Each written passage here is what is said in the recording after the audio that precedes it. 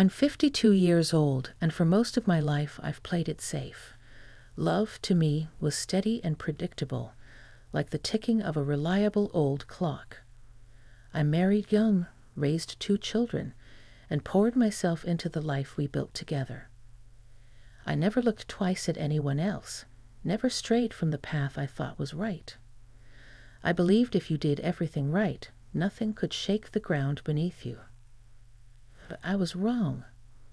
I never thought something like this could happen to me. Please, don't make the same mistake I did. The first time I noticed the leak under the kitchen sink, it was small, barely more than a few droplets clinging to the pipe after I ran the dishwasher. I wiped them up with an old towel and thought nothing of it.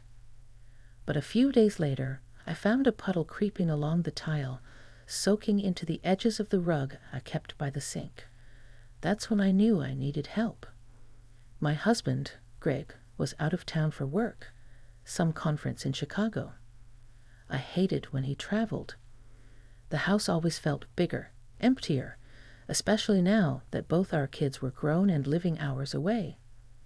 I could have called a plumber, sure, but Greg had always trusted his best friend, Mike, for things like this. He's practically family, Greg would say. And he was right. Mike had been in Greg's life since college. He was at our wedding. He held our son when he was born. So I texted him. "Hey Mike, small leak under the sink. Any chance you can stop by sometime this week?" His reply came almost immediately. "I can be there in 20. Sit tight." I didn't have time to overthink it. I brushed my hair out of my face, checked my reflection in the hallway mirror, just to make sure I didn't look too disheveled, and tried to ignore the weird flutter in my chest. When Mike knocked, I opened the door and found him standing there with his usual warm smile and a toolbox in hand. He looked the same as always. Rugged, a little grayer than the last time I saw him, but still carrying that quiet confidence that made people naturally trust him. "Hey, Caroline," he said. "Let me take a look. Thanks for coming. Sorry to bother you." "It's no bother. Better I fix it now before it becomes a swimming pool under your cabinets." He crouched down immediately, head under the sink, flashlight in one hand. I stood off to the side, arms crossed, watching him work. The house was quiet except for the occasional creak of wood or the distant hum of the fridge. "Looks like a loose valve," he murmured, voice echoing inside the cabinet. "Easy fix." He pulled out a wrench and started tightening something. I found myself staring at the back of his neck, the way a few curls had escaped his collar, the way his shirt clung to his back when he leaned in.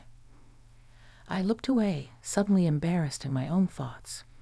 What was wrong with me? "You okay, Caroline?" he asked, looking up. Yes, of course. Just tired." He pulled himself upright, brushing his hands on a rag. "You've been quiet lately. Everything all right?" The question caught me off guard.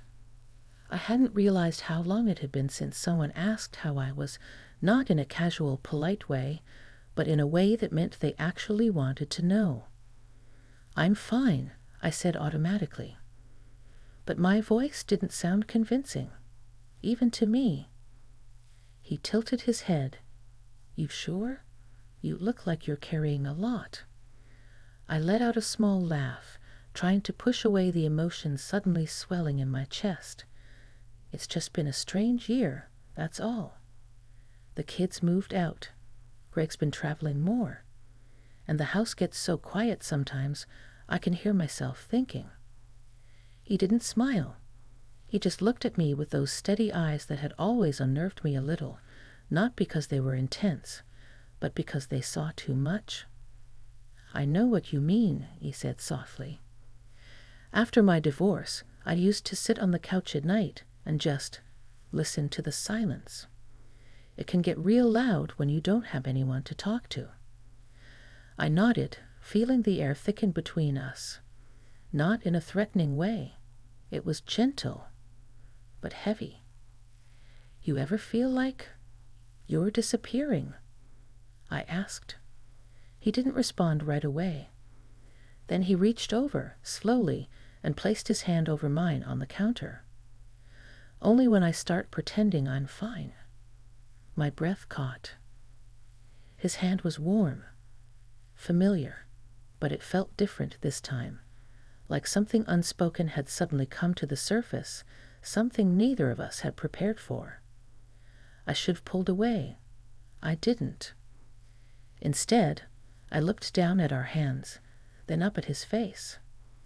And for a moment, just a moment, the world outside the kitchen faded. The ticking clock on the wall, the buzzing refrigerator, even the dripping faucet, all of it disappeared. There was only the quiet between us. Mike spoke first, his voice barely above a whisper. "You don't have to keep pretending, Caroline. Not with me." And that was when my heart skipped. No, stopped for a second. Because I knew then something was changing. Something I couldn't undo. I didn't sleep that night. I kept replaying that moment in the kitchen over and over again. The way his hand felt over mine, the quiet truth in his eyes, the way my breath caught when he said my name like it meant something more. Greg called later that evening. I put on my usual voice, cheerful and composed. "Hey, Honorable House Chicago." Cold, boring, full of guys trying to one-up each other in sales projections. He laughed. "How's home?" "Fine. Quiet. Mike stopped by to fix the leak." "Good guy," Greg said, not thinking twice. "Told you he'd take care of it." Yeah, he did, in more ways than he knew. After I hung up, I stood at the kitchen sink, wiping at a perfectly dry counter, trying to settle my nerves. I wasn't sure what I was feeling, guilt maybe. But more than that, it was something else. A sense that someone had seen me, really seen me. Not as Greg's wife, not as mom, not as the woman who makes sure the laundry's folded and the bills are paid, but as Caroline, just Caroline. The next morning, I tried to forget. I kept busy. I walked the dog, went to the grocery store, cleaned out the guest room closet. But my thoughts kept drifting back to that kitchen. The way his hand covered mine, the way time paused like it was holding its breath. I didn't reach up to him. I didn't need to.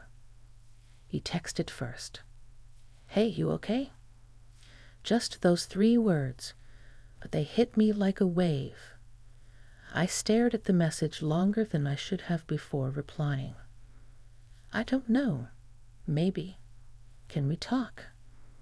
He showed up that afternoon, no toolbox this time, just him, in a soft gray flannel shirt and jeans. He looked different. Or maybe I just saw him differently now. I let him in and made us tea because it felt like the only thing I could do with my hands. We sat on the back porch. The sun was low, casting long golden streaks across the yard.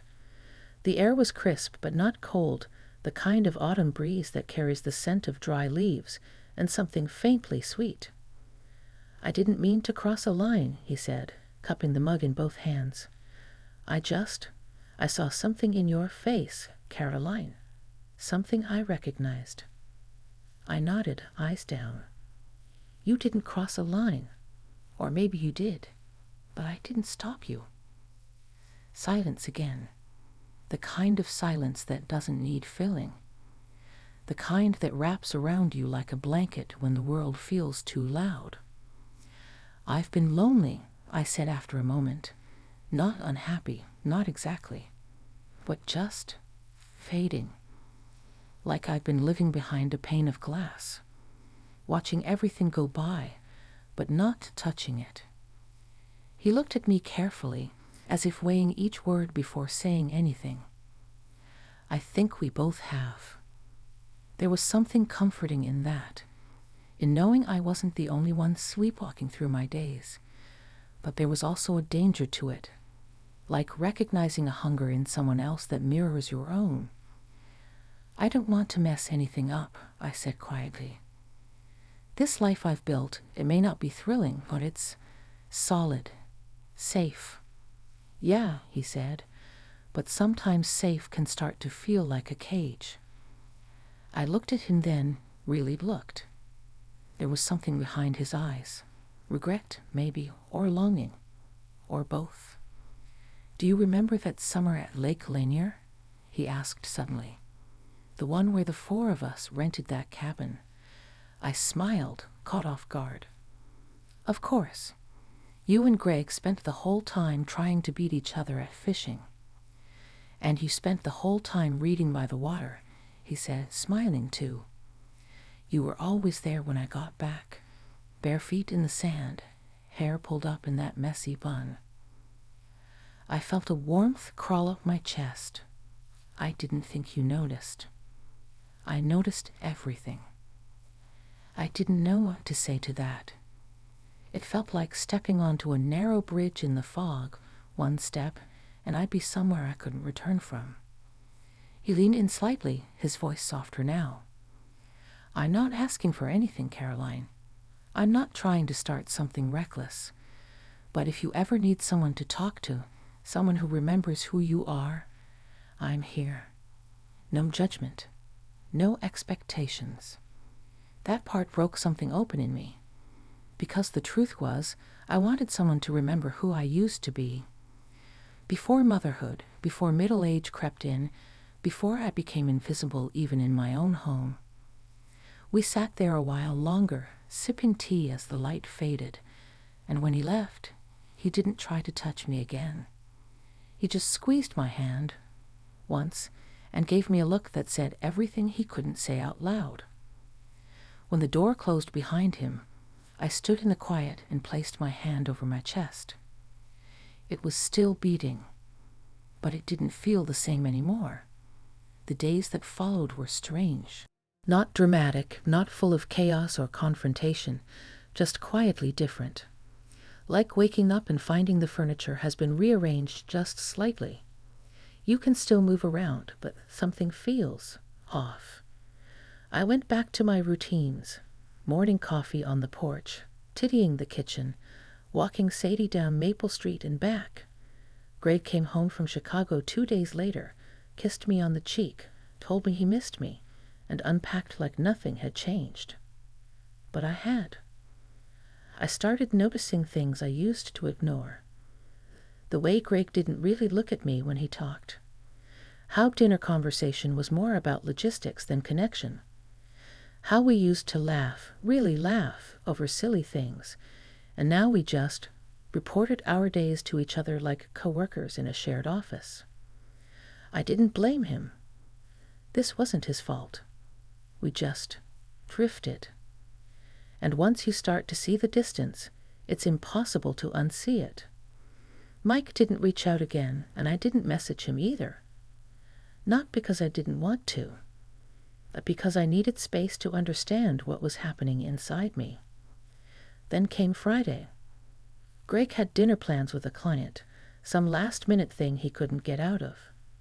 I said I didn't mind, and I meant it. But as soon as I heard his car back out of the driveway, a strange ache filled the house again. I poured a glass of wine, turned on some soft music, and sat on the back porch under a throw blanket. The moon was high, glowing behind thin clouds, and the night air carried a scent of firewood and pine. I didn't mean to text Mike. I really didn't. But my fingers moved before my better judgment caught up. "Are you awake?" It only took a few seconds. "Yeah, everything okay?" I hesitated, then typed, "I don't know. Can you come over?" When he arrived, he didn't knock loudly, just a soft tap at the back door. I opened it, and there he was, hair tousled, jacket unzipped, eyes calm but questioning. "I'm sorry," I whispered, stepping aside. You don't have to be. We sat down on the porch again. No tea this time, just us, wrapped in quiet. I can't stop thinking about what you said, I admitted. That you noticed everything. That you saw me. I don't think I realized how badly I needed someone to say that. He nodded, slowly. I meant it. I know. We didn't touch, didn't reach out. The space between us was warm but careful, like two candles burning side by side. I turned toward him, my voice trembling just enough to notice. What if I told you I felt something that day in the kitchen? He looked at me without blinking. I'd say I did too. That truth sat between us for a moment, simple, quiet, undeniable. But we can't, Mike. I'm married. I know, he said. And I'm not asking you to do anything that would hurt your life. I want you to know that you're not alone, that you matter. My throat tightened. I feel selfish even needing that. It's not selfish to want to be seen, or held, or remembered. His words cut through me, not painfully, but with clarity, like someone wiping a fogged mirror. And then, very gently, he reached over, brushing a strand of hair from my cheek. It wasn't seductive. It wasn't dramatic. It was tender. It was kind. And it made my breath hitch in a way I hadn't felt in years. I didn't kiss him. He didn't ask me to. But as he stood to leave, he turned to me with a quiet intensity in his voice. Caroline, whatever happens next, promise me one thing. What? Don't let yourself disappear again. Then he was gone. And I stood alone in the doorway, the night curling around my shoulders like a question I didn't yet know how to answer. Because the truth was, something had changed. And now, I had to decide what to do with it. The next morning, everything looked the same. Sunlight on the kitchen tile, Greg's coffee mug on the counter, the low hum of the morning news on the TV. But I wasn't the same. I moved through the house like I was visiting it for the first time. Familiar walls, familiar photos. A life carefully built, now under quiet inspection. Every drawer, every cushion, every word between Greg and me suddenly felt more fragile, more deliberate. We ate breakfast together at the table, like we always did when he wasn't traveling. Scrambled eggs, sliced melon, a soft clinking of forks and spoons that filled the silence we didn't address. He was reading something on his phone, chuckling to himself. "You okay?" I asked. He looked up, surprised I spoke first. "Yeah, just something dumb one of the guys texted. You." "I'm thinking." He raised an eyebrow. "About what?" I hesitated. "About us." He set his phone down. "What about us?" And there it was, the opening. The moment. I looked at him, really looked, and saw a man I had shared decades with. A man I respected, cared for. But somewhere along the way, the warmth between us had cooled. We'd stopped asking the deep questions, stopped checking in on each other's souls. "I don't think we talk anymore," I said quietly. "Not really. Not about anything that matters." Greg blinked. "Where's this coming from?" "I don't know. Maybe I've just been feeling lost lately. Like I'm living someone else's life. Like I'm disappearing in a routine that used to feel comforting, but now just feels numb." He stared at me, his face unreadable. I worried he'd get defensive, shut down. But instead, he leaned back in his chair and sighed. "You're right," he said. "I felt it too." That surprised me. "Why didn't you say anything?" Because I didn't know what to do with it, he admitted. We've been so focused on keeping things together. Work, bills, the kids. We stopped focusing on each other. I nodded, grateful for his honesty, but still carrying the weight of the last few days. There's someone who made me realize it, I said softly. Nothing happened, nothing inappropriate, but he made me feel seen. And I think that scared me. Greg looked at me for a long time, and then, slowly, he reached across the table and took my hand. I don't want to lose you, Caroline, he said. If you're hurting, I want to understand. I want to do better. Tears stung the corners of my eyes. Not because it was perfect or fixed, but because he meant it. Because somewhere inside both of us, the spark hadn't died. It had just gone quiet. We talked for hours that day. About everything. About how we used to feel and how we wanted to feel again. It wasn't a miracle. It wasn't dramatic. It was two people choosing to show up, finally, honestly. Later that evening, when the house was quiet again, I stood by the kitchen window, looking out toward the edge of the yard. And I thought of Mike. I picked up my phone, my thumb hovering over his name. Then I set it down and walked outside. The air was cool, soft. The wind rustled the trees gently. I whispered into the dusk, knowing he wouldn't hear it, but needing to say it anyway. Thank you for waking me up. Because what Mike did under my roof wasn't about romance. It wasn't about crossing lines or breaking vows. It was about reminding me I was still here, still vibrant, still worthy of being seen. And that reminder changed everything. Not just for a moment, but for good.